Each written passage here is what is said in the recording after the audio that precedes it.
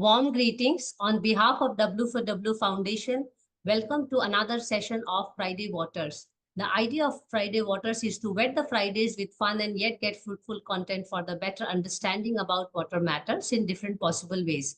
Friday Waters has water talkies, book reading, thesis club, and water arts. The focus of the water reading club session is to bring authors who have written books, novels, comics, edited volumes on the water matters in order to discuss with them the making of the book or the manuscript and the issues around the subject that is covered. Besides bringing interest in water conversation, the session will also increase the outreach of the book or the manuscript in the water networks and the society at large. My name is Mansee Bal Bhargava, representing W4W Foundation, and I am also the host for today.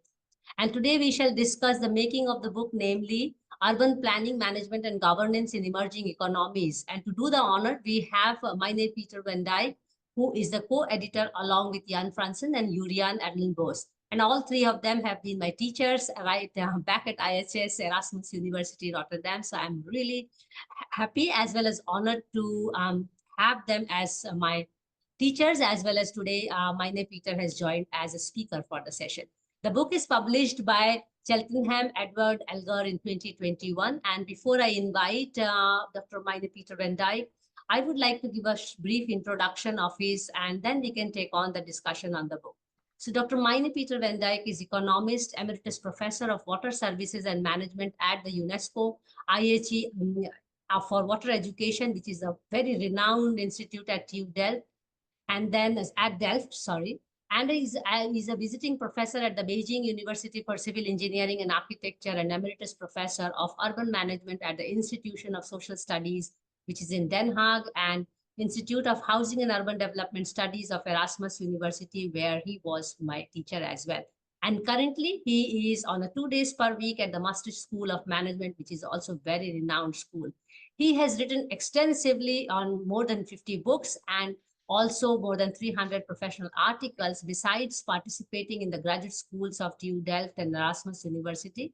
He's also the member of Research Council of CIRES and SENS, and has worked on and in developing countries. And he has worked extensively in India, I know, since 1973 as a consultant for NGOs at ADB, which is Asian Development Bank, Inter-American Development Bank, World Bank, just to give you a few names, and of course, UN agencies. And we are going to have more discussions. And thank you, Meine Pieter, for accepting our invite and also agreeing to share your learning and the writing experience with us. So before we get into the book, welcome to our session. And let me just invite you to have your opening remarks on conceptualizing and making of this book. I'm really looking forward to listening from you. Over to you. No, thank you very much for the invitation. I also enjoy discussing with you in the Netherlands, and last year when we met in India. Yeah. And so now we have another opportunity. So I'm glad you're mentioning the book. And in fact, I have a presentation to share. What? And one slide explains the background of the book and the discussion that you want to have on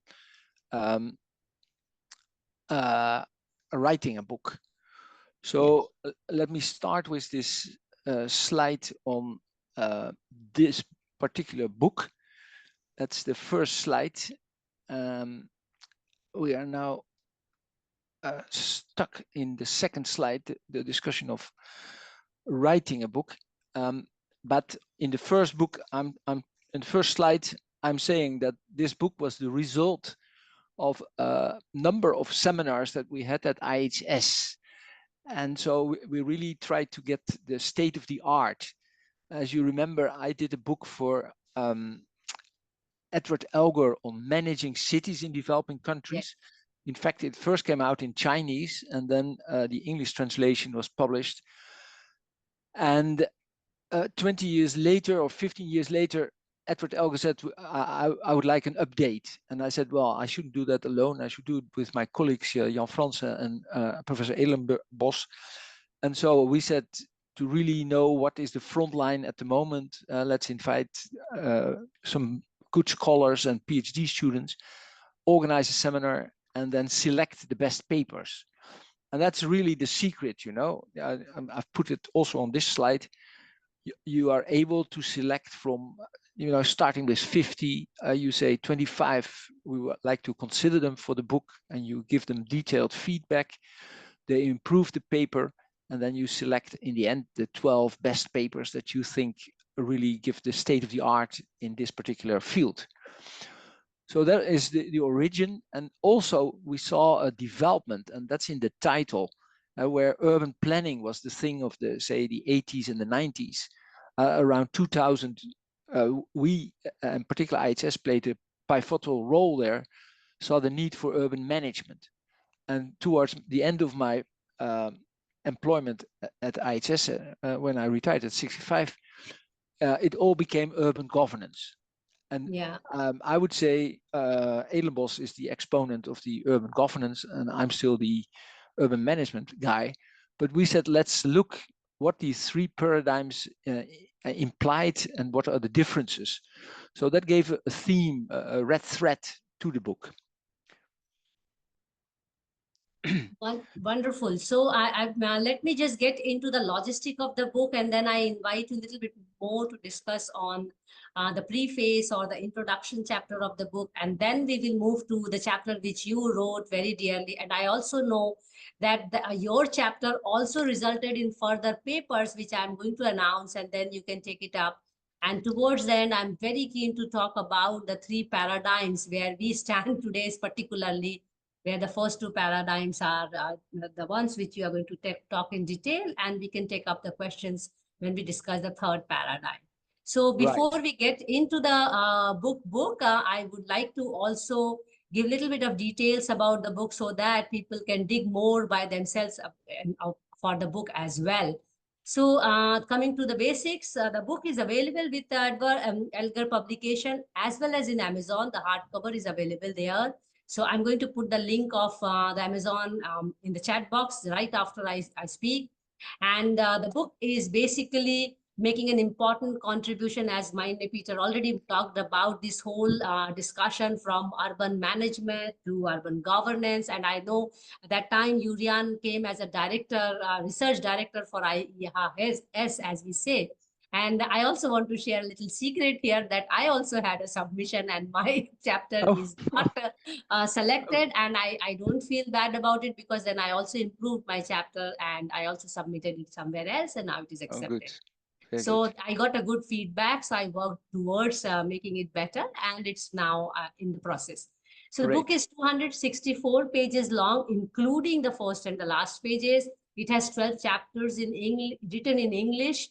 And of course, all the three editors have their own chapters as well. As we discussed, Meine Pieter also has his own chapter, which we are going to discuss in detail for that matter. So let me just invite you first to talk about, how it is when three authors are working on a book vis-a-vis one author or one editor works on a book, because you also have written quite a number of solo books. So what is the experience, if you can tell us, for the emerging authors?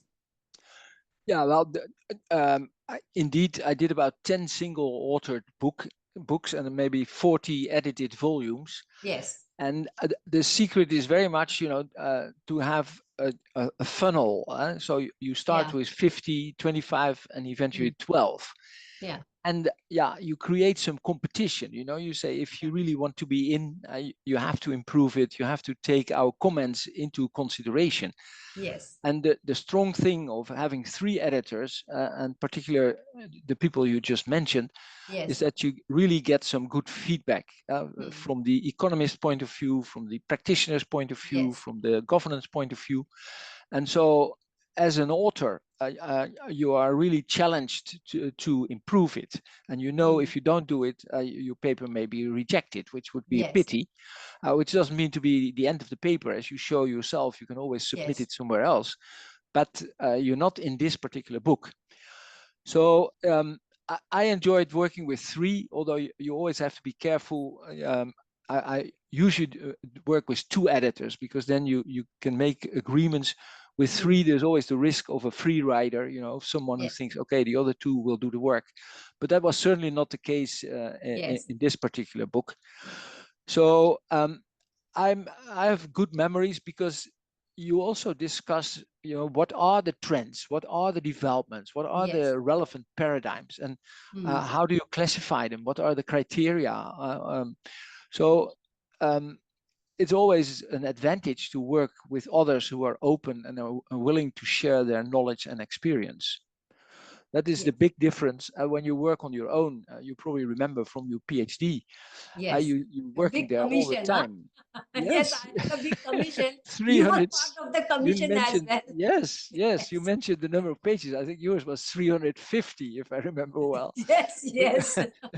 But it was very interesting on the institutional aspects, and you were very much inspired by the Nobel Prize winner, this lady, Mrs. Olsen. So I liked being on your committee. But let's put it this way: if you're alone, you're always uncertain. You think you have all these brilliant ideas, but you don't know for sure how to funnel it, actually. But particularly as a PhD student, it can be a very lonely trip. For months you're working and you don't get feedback and you don't know what others would think about your work. So what I've learned is, you have to come out with byproducts or sub-products or parts of the work. Try to present a chapter during a seminar. Even try to submit it, then at least you would get some feedback from the reviewers. Organize a seminar where you present it, or in my case, a public lecture, and then you collect feedback. And my experience also, if you teach a certain topic, you see the logic, and then if you understand the logic, you can put it in the paper as well, and you can clarify the paper. So although it's a more lonely trip, it's also, of course, it's all in your hands. You don't have to wait for the others. You don't have to organize meetings. You don't have to compromise. It's your idea, and you can test whether this is really going to hit the big scene, which is not always the case. But of course, that's the challenge, to write a book that really makes some impact. Yeah. You reminded me of the happy and hard days of my PhD, because 2 of my chapters were also seen by Elinor Ostrom, and of course she wasn't there when I defended. But it was very difficult to really streamline it. So maybe let's get into the book now, and I leave it to you to have your presentation from here, and then I take it up once you say we are ready to take further. I have a problem moving to the next slide. Maybe you can close the PPT and start. No, it works now. Okay, so what I said about writing the book is, if you're single authored, you need inspiration, and I'm very much an empirical person. I want to go to developing countries. I want to talk to people. I want to see it. And so if this chapter is discussing a number of paradigms, and the last paper I published only this year selected the 3 paradigms that you see on this particular slide, then that's because I saw an eco-city in India. In particular, we all went to Auroville. You probably know, in the south of India. And then you walk there and you say, what did these people want to achieve, and have they achieved, and why not, and what's wrong and what is good? Well, I had a similar experience with this sponge city concept, which is a typical Chinese approach to the topic. It's very technical, It's not about the people living there. It's about dealing with water. If there's too much, then you have to stop it. You have to sink it. You have to do something with it. If there's not enough, and you have to store it, and you have to retain it. So a very technical approach. And I was very lucky that we could go to Dalian and visit the eco part of Dalian, and a city not too far away from Dalian in the east coast of China, where they built a complete complete sponge city. So since you probably know the eco city concept quite well in India, most of my slides, or the 10 that are following, are about the sponge city in China. And then, of course, I had a student actually at EHS to do Sponge City, master student. Okay, already at that time, so it's not a very new thing. And I must say, there's a lot of literature now, so I haven't even digested all the literature in my most recent paper. Now, and then, of course, in Europe, the United States, but also South Korea and China, they're now all going for this smart city concept. And that can be many things. It can be the interaction between the citizens and the local government, which is through the internet. It can be this Internet of Things, where the inhabitants can communicate with their home and do all kinds of things from their car or telephone in their house. And sometimes the smart city is based on using computers to regulate traffic, or what I call in general managing information flows, information about water, information about traffic, information about the quality of the air. And so when your sensors tell you something is wrong, then the computer starts an action to do something with the dirty air, or to make one street roads, two line roads into one line into the city. And at night, the same road is turned into a one-way road out of the city. And it's completely automatized. And that's one definition of this smart city concept. But of course, the challenge is to integrate these ideas. And I was very lucky last year, I was invited for this conference in Varanasi, which is at the bottom of this slide. And in fact, a first version of the paper that was published recently on these three paradigms was presented last year. Yes, I do remember hearing you there. Yes. And at that time, India had announced that it wanted 100 smart river cities. And they were really looking at ideas. They were really saying, okay, tell us how should we do it? And so I think it's a complete new thing, this water-centric or waterscaping instead of landscaping. At the same time, I'm very proud that I published already in India at HSMI in 2010 a paper on eco-cities. So that was 13 years before that. And I even developed a whole system of criteria using 100 criteria why a city would be an eco-city. And I compared Beijing, to what extent it is an eco-city, with Rotterdam, the big port city in my own country, the Netherlands, to see which one is more eco, and how, on which dimensions they have developed the eco aspects. So for me, it was really a chance to show 20 years of work, because in Rotterdam, I was a professor of urban management, focusing on cities. Then in Delft, I became water services management, focusing on water. And after a few years, I thought, well, the combination is urban cities dealing with water, and how they deal with water, and what is the paradigm. So that's how I came into this topic, and I still like it a lot. By the way, a reference to this article is at the bottom of this slide, and it's with IWA Publications, the Journal of Water and Health. So if you allow me to continue, the one slide on eco-city is a picture of Tianjin. And there they really tried to create a positive environment, dealing with the environment in an integrated way, dealing with water in an integrated way by using alternative technologies. And I still have a slide with all these alternative technologies. It's water-related technologies, generating energy from wastewater, or reducing the sewer by separating gray water, which is lightly polluted, from brown water, which would come from the toilets. So all kinds of innovations were tried to make it an eco-city. And I think that they were quite successful, like they were quite successful in Aurora in India. In my country, since we have a lot of rivers coming from other countries, this sponge concept is also, that's the second paradigm, very popular. In fact, I've been biking along this river yesterday, and then you see the need to slow the water flows, to spread the water, to sink it, and to store it. And that's really the short definition of the sponge city approach. And so here you see a river in the southern part of the country, close to Maastricht, where we're doing this thing. And in China, they do it in a very systematic way. Yeah. And here I have this example. The next slide gives the context in Zhuanghe, 100 kilometers north of Dalian, where they did all these things to make it a sponge city. So underground reservoirs, and these can be very big. That's not a small thing. Well, of course, improved drainage.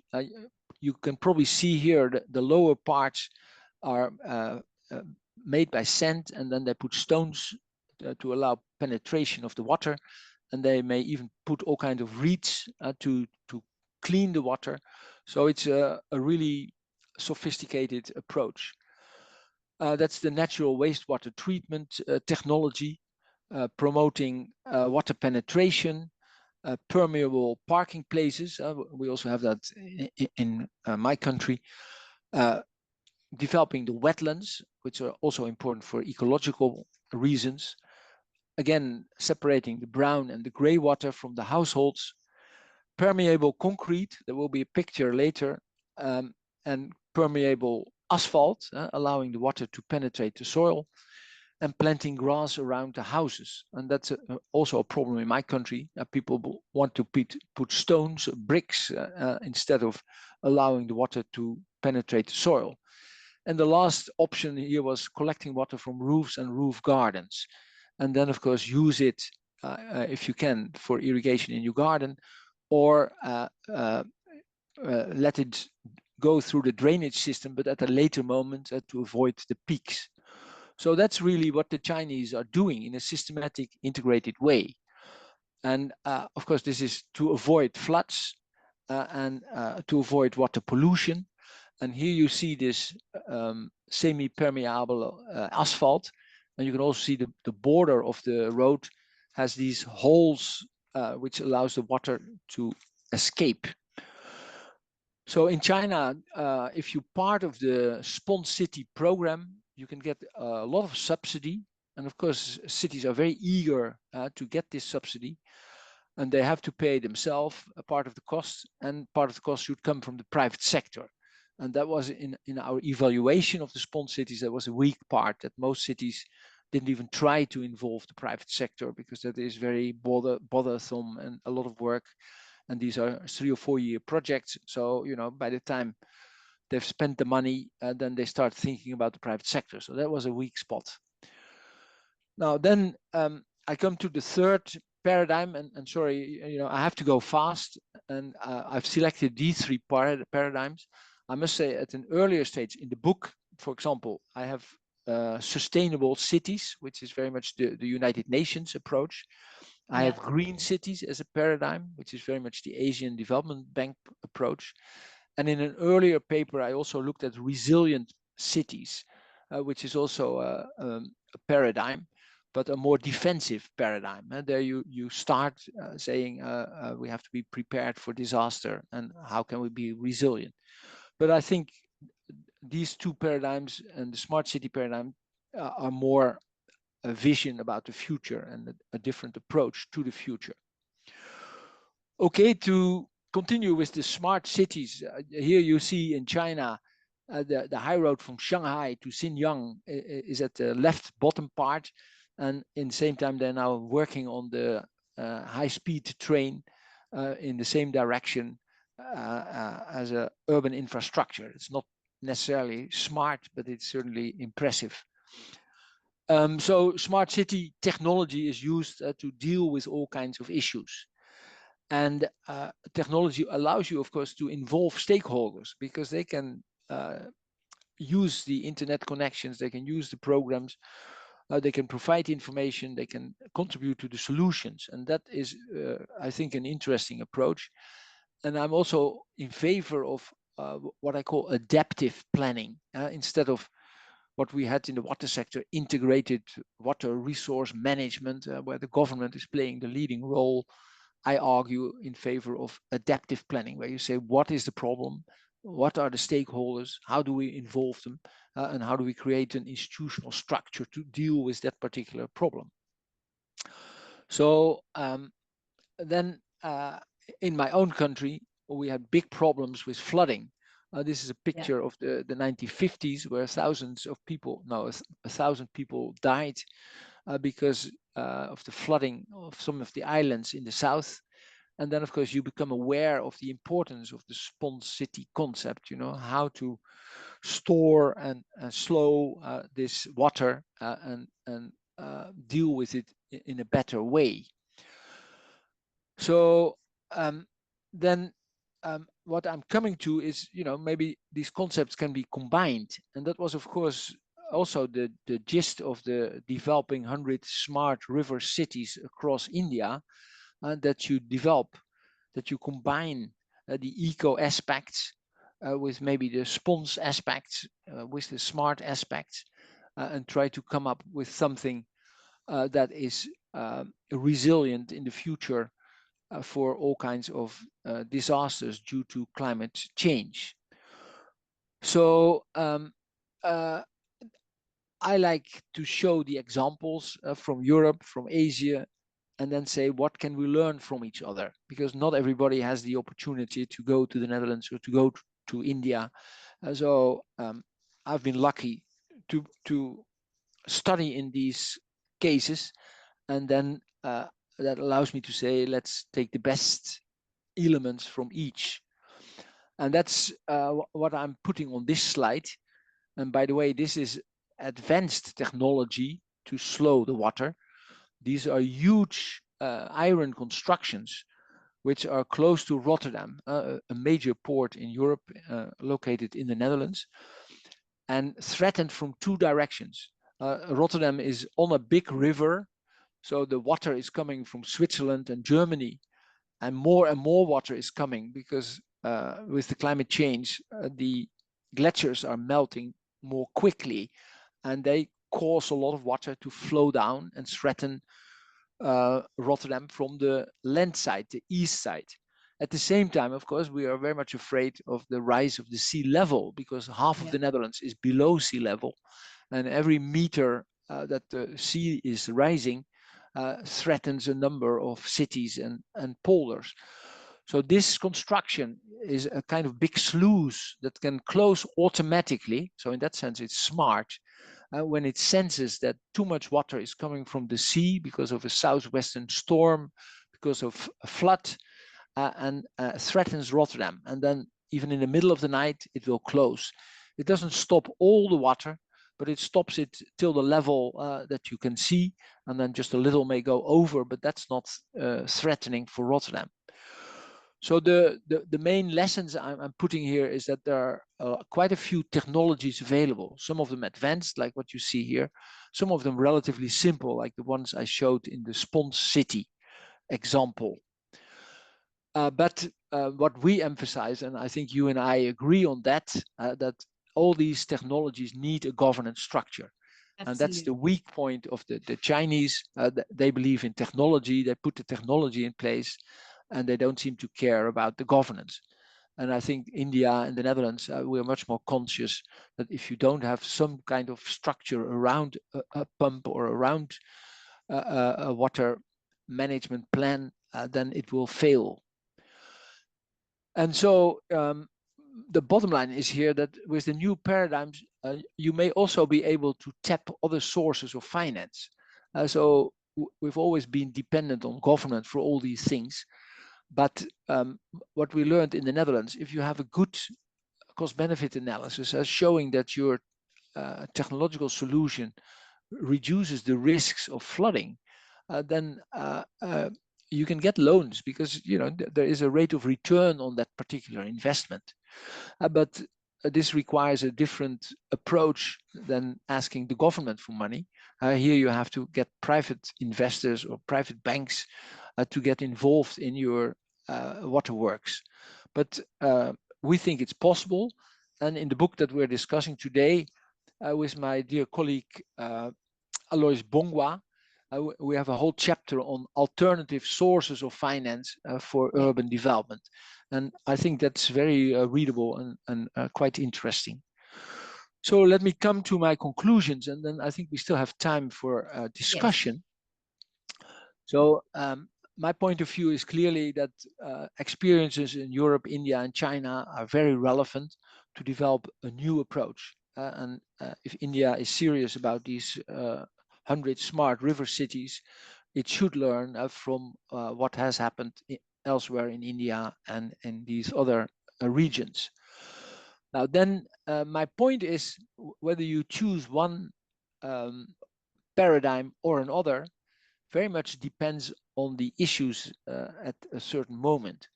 So I give the example here for the three paradigms discussed in this particular book and in the article that I wrote subsequently. If environmental problems are the main issue, then I think an eco-city approach is the paradigm to follow, because it's really about creating a more ecologically friendly environment. It's really about a livable city, a green city. These concepts are then relevant. Water is not so much the problem. You want to use water in a positive way. It becomes waterscaping instead of landscaping. On the other hand, if floods or droughts are the problem, then the sponge city approach becomes very relevant, because then it's a question of storing the water. It's a question of slowing the water and dealing in a different way with these flows to avoid destruction of your city. Now, and then if the emphasis is on dealing with complex issues, then of course IT becomes relevant, and IT can be combined with the eco-city concept. It can be combined with the sponge city concept. It really depends where you want to use it for, like the Internet of Things, which I mentioned, or for connections between citizens and local government, or for dealing with complicated problems like flows of traffic, flows of water, flows of waste water. These are typically managing flows with a computer by putting sensors at the right spots and developing programs how to act upon the signals. That is what smart cities is all about. And of course, now we would call that artificial intelligence in the city. And that's certainly an avenue to explore in the future, which is extremely promising and can help us a lot to deal with water in a more positive way. Okay, that's really my story, the short version. And the last slide says the challenge is to integrate these things, but then taking into account the local situation. Here I have a picture of an American city and an American river. Of course, that's not the same as an Indian river and an Indian city, although I'm quite impressed what Ahmedabad has been doing in terms of riverfront development. And so a lot is possible, but you need to use the policy instruments that are needed to create smart eco-cities. You need to have political support. You need to involve the stakeholders. You need to tap different sources of finance. And then I like to say that already at the end of the 90s, we were working in Andhra Pradesh and in Karnataka for the Asian Development Bank and the British Development Aid with challenge funds, where we would say to the cities, if you come up with an interesting infrastructure plan and you combine it with reforms, then you can get money from us. And that I helped designing this challenge fund, and I found it great experience, because you hit two birds with one stone. You solve the reforms, or you have them on the agenda, and you make money available for infrastructure improvement, including, of course, water and sanitation. Thank you very much.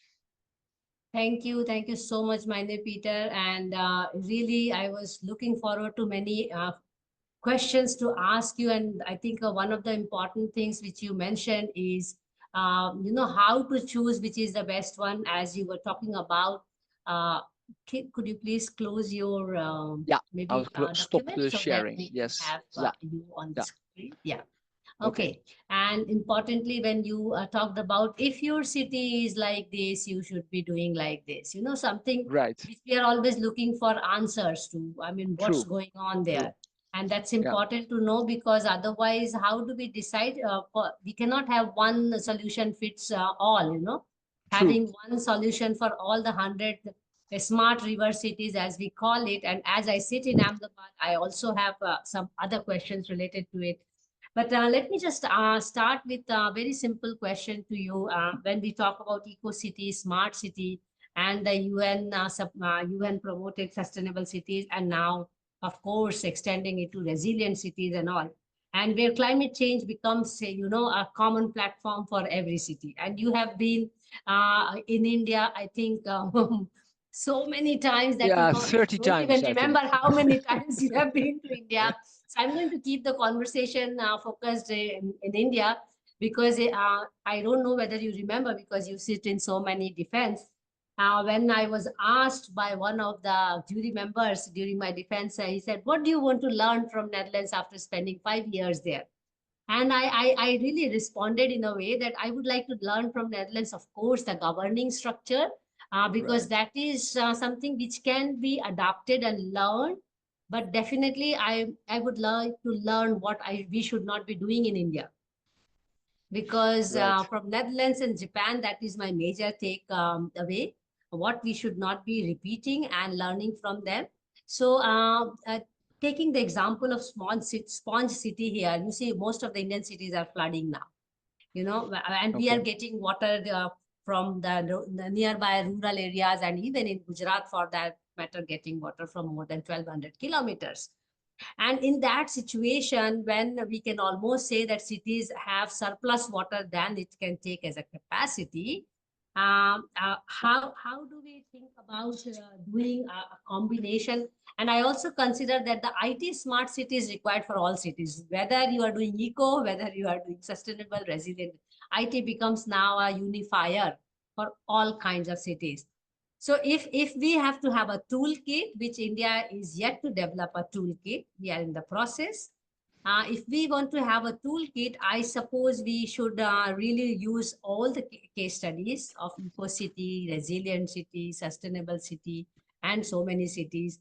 Um, how do you think we should be proceeding as deciding which city to have, what kind of combination? Because I will see your paradigms as where we can use a combination as a palette, you know, where Right. IT smart city probably is common for all, you Yeah. know. No, So so what is your take on this? Hmm. yeah, no, that's a very interesting question. And in the book, I try to deal with it, but I Yes, haven't put all that information in it. But I have a table where I say, yes. what is the issue? And Hmm. then how do green cities deal with it? How do sustainable cities deal with it? How do smart eco cities deal with it? Hmm. And I also have a table of solutions Hmm. and what interventions they require, and then what examples we have where this was tried to solve an urban water issue, and to Hmm. what extent it was successful.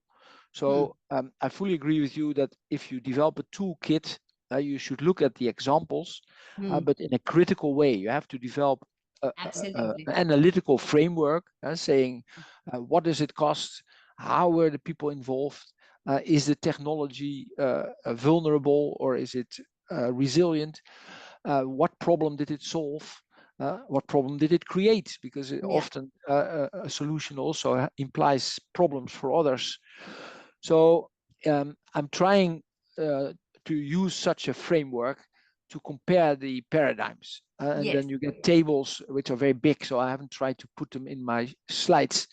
Yeah. But you should ask the questions. And Yeah. I worked in Delft with engineers, and I Hmm. very much respect them because they are capable of coming up with technical solutions. Yes. But unfortunately, they're not very sensitive about how to involve people, how to listen to people, how to really find out why a certain pump didn't work, and why you need a governance structure around a pump to assure that it will be maintained Hmm. and keep functioning if water supply, say in a village, is depending on that particular well, is that particular pump.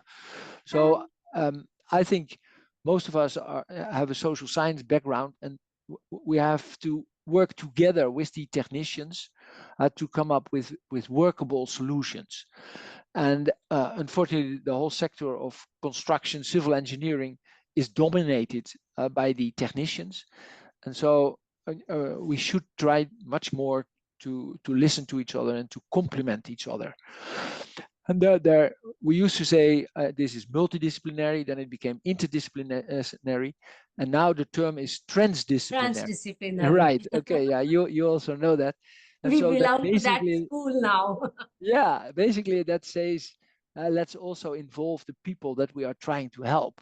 Because Yes. they will tell us, are you on the right track or not? Can we handle this solution or not? Is it going to work? So these are the directions I think we should work in.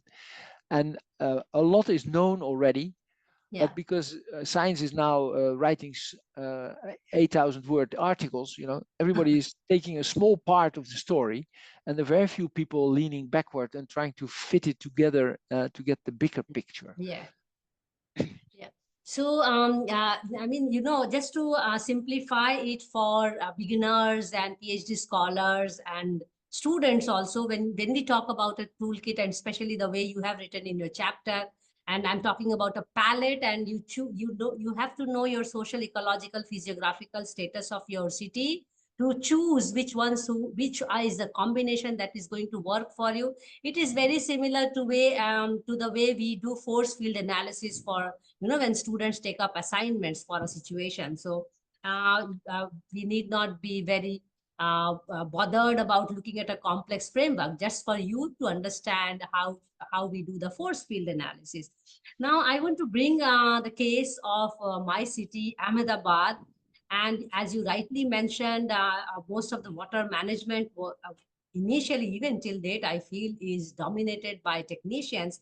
And when Ahmedabad riverfront happened, there was hardly any mention of people, hardly any mention of ecology for that matter. It was all about how this much of water and that much of water is going to save us from flood, and this much of water is going to help to provide for drinking, and this much of water is going to provide the flow of water, and so on and so forth. As we stand today after 12 years of the project, Ahmedabad city floods even in less than 1 hour of water, where the water does not get into the river, the part of the river which is in Ahmedabad. So somewhere we have misunderstood the river or the waterscape design which has been done technically, and it is still receiving much of the city's sewage water, which was not part of the plan for the reasons because the 5 sewage treatment plants which were planned for the city are still not operational. Only 2 are built and 1 is half operational, and so on and so forth. And to your surprise, you will be I must inform you that recent High Court order with some expert committees of environmentalists have actually suggested the riverfront to be broken from some parts for it to survive, for the river to survive, not the riverfront. So if we go in a haste and we are developing 100 riverfronts in the city, and at the same time we are talking about 100 resilient cities, at the same time we are talking about 100 river cities, somewhere this framework becomes extremely crucial at this point in time, before we just go in parcel and just do the riverfront and not really consider a riverfront project as a river city project. We have to consider the city as a whole.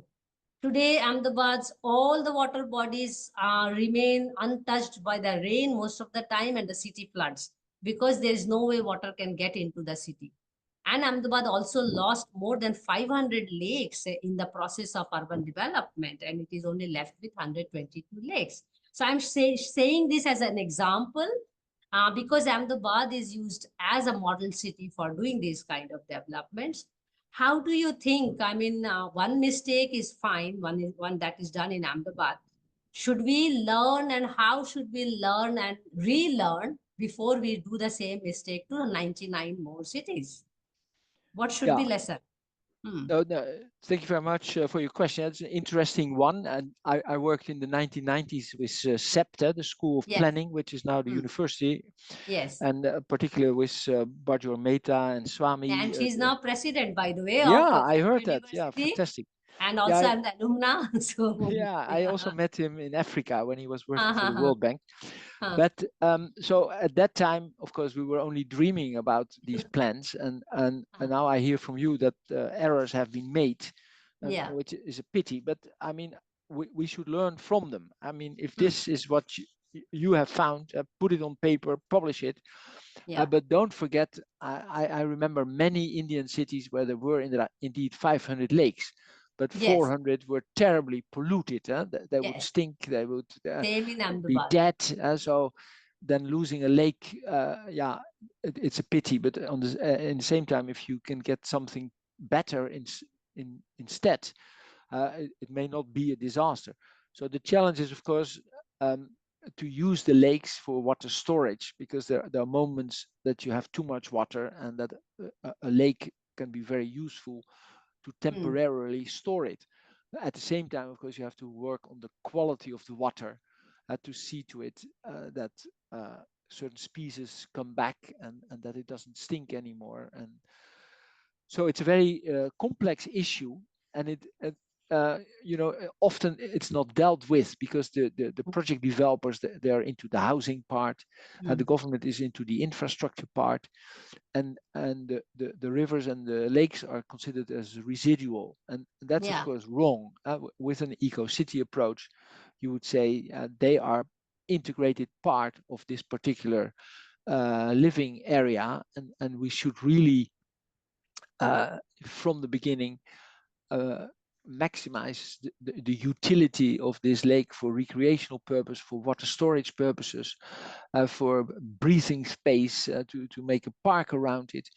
And there are some beautiful examples. I've been in Harbin in Hmm. China, Yes. where they have a huge area where normally the river would overflow, and the Chinese, they built neighborhoods one after another.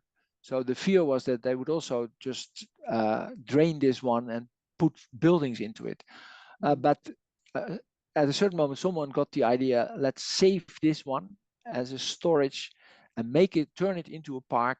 And then it serves at least three purposes: storing the water, creating some green space in the city, recreational purposes, some clean air, clean water. So then you're doing the right thing, and that requires, of course, a collaboration between the local government, the project developers.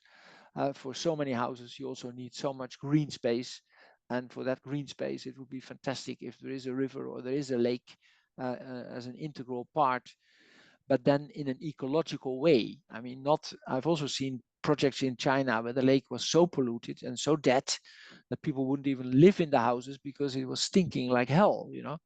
So there are all these extremes that you have to avoid while trying to learn from the experiences to do it better elsewhere. And I think Ahmedabad has been one of the first developing the riverfront. And yeah, as you say, you do make errors, and that's not the problem, but learning from the error, that is the challenge. Absolutely. And that has to be incorporated in the future projects. So Ahmedabad riverfront is now the policy project now as a model project for other riverfronts. And I'm keeping my fingers crossed. I'm Yeah. hoping that there are some improvisations for the future. I want to come back to some more questions, but let me just open the floor for all the participants here and also in the YouTube, because I know sometimes people are posing questions there as well. Please drop your Yeah. questions in the chat box, or please ask questions by simply raising the digital hand, and I will let you unmute yourself, and then you may ask your questions. So I have my next question as of on sponge cities, because I was supervising a student, and I also learned that it is also an idea of reclaiming waterscape from the landscape, where in India for many years, in last 100 years, we have lost more than 70% of the land filled with water. So more than water bodies are lost by 70% land area. In this situation, when we are having climate crisis, all kinds of water crisis, flooding is happening, drought is increasing, land degradation is happening.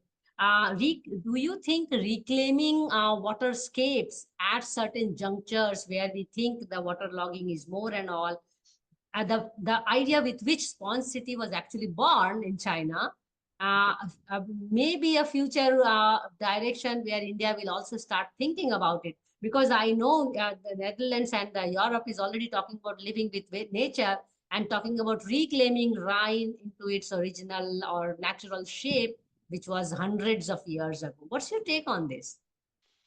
Yeah, no, I fully agree with you. Reclaiming the waterscape is a big challenge in a positive way. Yeah, that Mm, we should try to do. And a famous example, of course, is Seoul, the capital of South yes, Korea, where yeah, they had a big high road they through did. the center of town. And of course, it was crucial for transportation purposes. But people knew that there used to be a river there. Yeah, And so at a certain moment, people said, can't we restore that river? Because that would create space in the city. It would create a natural drainage system. It would allow us recreational opportunities, and they've done it. So they've developed other roads around the center and broke down the whole high yeah, road and restored the original river. And now, if you jog around along the river, you cannot even imagine that this used to be a a 6-lane highway. high road. Yeah. And of course, it has all kinds of functions in the sense of the sponge city, of slowing, storing the water, and making it penetrate the soil. So uh, we have to learn from the good examples. And you say Amdebat minus some errors is now the model. Okay, but there are other examples, and try to take the best and try to find out whether this works in the Indian situation as well. Because I don't believe in just copying what they're Yes. doing in Seoul and then do it in Varanasi. I mean, that doesn't work. But looking at what is possible and how you could adapt it to the local situation, that is what urban managers, in my opinion, should do. But so they should know about it, they should read about the advantages, the disadvantages, the risks, and then they should take the initiative with the different stakeholders, with new sources of finance, to actually implement these ideas. Yeah, so I will have my last question posed around management and governance because that's where we are heavily involved right now, especially bringing EHS on board for the discussion. Because from water engineering to water management to water governance, and I'm going through it in the baby step in my career, and you have been on this journey for a long, long time. Uh, how do you think, I mean, the governance is evolving, especially because you have also worked in India for now, nearly 30 years now? Uh, and are we really going the way of, serious governance, or is governance misunderstood as government in many countries for that matter? I can even talk about it through China because I also had, by the way, a chance to visit Xi'an in Okay. Oh, great. recently when I was there for the global peace discussion on philosophy. And Great. the whole discussion on governance is very much a political setup of the region. It does not Right. come easy. So maybe you can enlighten us with my last of question around the polder management in Netherlands, how it works, the Right. water board, and and what can we learn, because there's a lot of Right. knowledge and technology transfer that happens between Netherlands and India, and you are also aware of it. So what are we Yeah. picking from there? Yeah, no, very good point. I'm now working for a business school, so then you're into management. But Yes. management is really with other businesses, with workers, with employees, trying to get something done. And there's usually some kind of hierarchy, although they also give some independence to groups because that increases the productivity. but governance is fundamentally different for me. Governance is with the people concerned, what we call the stakeholders. And it's my experience that in hierarchical societies, there is no natural tendency to involve the people, to involve other stakeholders. And of course, China is a characteristic example. In the end, it seems President Xi Jinping decides everything now, and that's of course impossible. He can never overview everything. Unfortunately, India is much more decentralized and allows more space for governance. And in my thinking, if you apply this for water, we should move away from this integrated water resource management, which is the dominant paradigm for a long time, which gives an important role to the government. Is very by command, you should do this, you should do that, to what I call adaptive water management, where you say, what is the issue, who are the stakeholders, and what can they contribute in solving this issue? How do you mobilize them? How can you stimulate them to come up with solutions? And that's much more small scale, lower level, decentralized, mobilizing local finance and energy. So you have to be careful, because indeed I once went to a conference on governance organized by the Chinese, and then they were basically talking about government and about and so there was a big confusion. They called it governance because the conference was on governance, but it wasn't with the people, it wasn't with the stakeholders, it wasn't decentralized, low level, practical, down to earth, simple technologies, governance structures. So be critical. Politicians, of course, they try to fool you. Yeah, they say we are governance. No, they are part of the government, and that's their role. But as stakeholders, we have our own role. And in that sense, I always like the book of V.S. Naipaul on A Million Mutinies Now in India, where he said that once in Bombay, people said, why don't we have proper sewer here? And why don't we have proper drinking water? Then solutions came up. Then all of a sudden, the government structures thought, oh shit, we should do something, because otherwise these people will get unruly, and they will start protesting, and they will take over. So I think you should really keep that perspective from below, with the people concerned. Yeah. Interestingly, in my PhD, actually, I found even in India, so far, we still living in that domain that governance is equal to things done by the government, both by the people and by the government. So we are still on the way to governance, whereas our traditional water management was very much a classic example of governance. But let me just stop here and invite Priyanka to pose her question, because she has a very pertinent, grounded question for you. Most Go ahead, welcome. Priyanka. So in India, we have this problem of flooding, and then after some months, we see the same city having water management issues and water scarcity issues. So, as per governance, any governance model that you have come across, or any city that you have come across, that could provide a solution for this thing. So, drought and flood in the same city, what do you do? Well, of course, traditionally India had this culture of tanks, and I've been already somewhere in the 90s to India for a conference on tanks. But of course, the modern variety is one, improve infiltration. So we have a lot of riverbank infiltration projects. So what you do is you remove the layers of clay, and you replace it by sand and rocks, which facilitate the penetration of the water in the soil. And in an urban context, you can even think of concrete structures where the water is stored temporarily.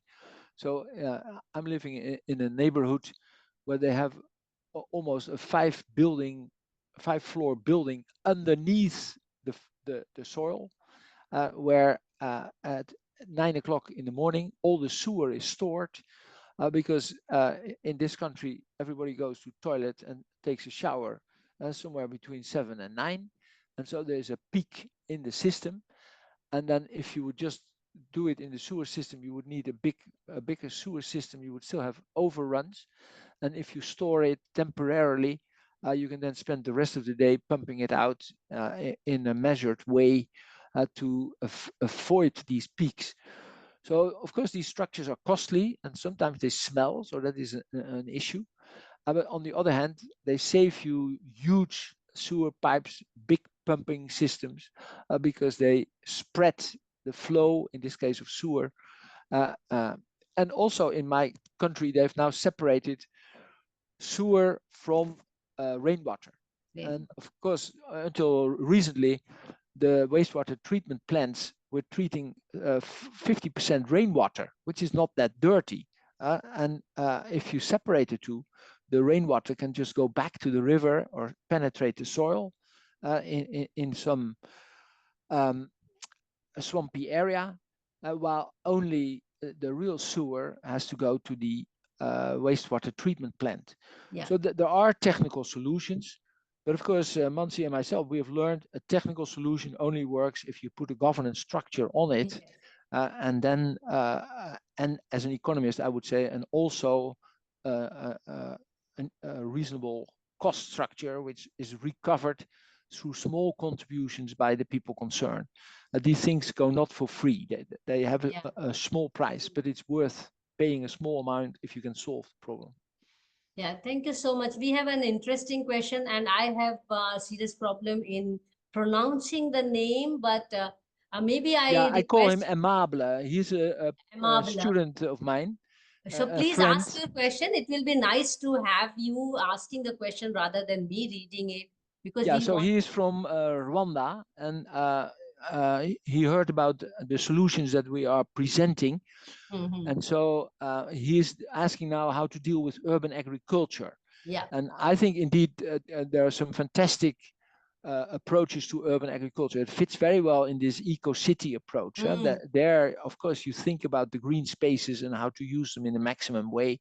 And if you can recover the water, that particularly the gray water, you can irrigate your urban gardens with that gray water. Some in the framework of urban agriculture projects, we also had basins where you could just put the sewer immediately in the basin. And then if you would leave it there for 3 or 4 days in the sun, most of the bacteria would die. And then you could use the remaining water to irrigate your urban agriculture. So I think it is a very promising field, and it can also be quite rewardable, generate income for young people involved in these kind of projects and producing the fruits and vegetables that citizens like to buy and for which they are willing to pay a reasonable price. So it's a very good question, Aimable. Thank you. And we should integrate it in our approach. Yeah, I mean, and also let me just tell you about India. Also, we have now policy for urban agriculture, urban forest, and so on. But this conversation is getting very interesting. However, I have to call it off for the day because I know you have a busy schedule also. So, at the same time, I have quite a lot of interesting announcements to make before we close the session. So, thank you so much, Meine Pieter. With your due permission, I declare the session to be closed, but at the same time request people to be around so that we can make some interesting announcements for the coming sessions. So as you know, Friday Waters, as we said, it is fun and yet fruitful sessions which we do. And in the coming month, we have some interesting Friday sessions. We have Water Arts with Vandana Unyal. The dates of the Friday is not yet fixed, but next book reading session is also in September, and it will be on 2006 book titled Watershed Management Issues and Approaches. And it is written by Timothy Randhir from University of Massachusetts. So we are looking forward to that. Again, it's an International Water Association publication. And then we also have our thesis, Friday Waters Thesis Club, which is on September 13th. And a student again from Europe, Shiba Amir, she's going to talk about ecologies in transition, investigating the emerging hydrosocial complexities in urbanizing Gurgaon, which is in Delhi, Gurgaon, India. So before I go close for next month's Friday Waters, because Friday Waters only happen for each theme once in a month, I gave the Friday Water discussion. But next week we have some interesting session, and first time we are going to discuss the hype and reality of national inland waterways in India, which is on August 21st. Same time, 5 p.m. IST. Do join for a discussion and keep a watch on our social media, and you can find the links and other things on there. Next coming Monday, which is Monday Munching and Musing with Women for Water, to acknowledge and appreciate their water endeavors. We have on August 19th at 5 p.m. IST. Again, we interact with Dr. Indumati M. Nambi, who is a professor and very renowned person from IIT Madras.